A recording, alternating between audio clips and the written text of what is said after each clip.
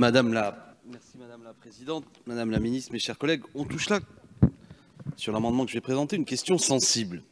Car à l'alinéa 103, il est indiqué que nos armées doivent être ainsi capables d'assurer des postures permanentes de dissuasion, de sécurité, etc.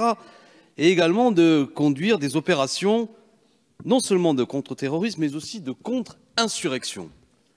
Nous sommes en radical désaccord avec le fait que nos armées soient engagées dans une quelconque opération de contre-insurrection.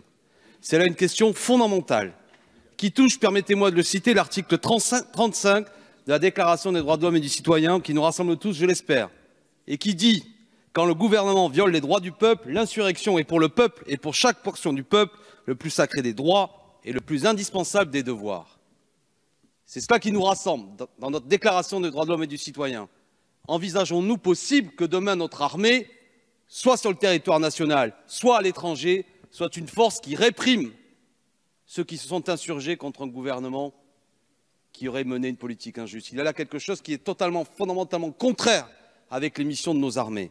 Je le dis d'autant plus, permettez-moi d'évoquer, un exemple personnel. Moi, natif de Béziers, cette ville où les viticulteurs en grève se sont vus opposer le 17e régiment envoyé par Clémenceau, et ce régiment, ne voulant pas réprimer les viticulteurs en grève, a mis crosse en l'air. Il en est resté une chanson, Gloire aux soldats du 17e.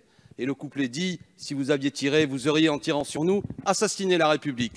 En 2018, nos armées ne peuvent pas assassiner la République sur le territoire national ou même à l'étranger. Donc il est impossible que nous nous engagions dans une quelconque volonté d'opération militaire pour mater une contre-insurrection.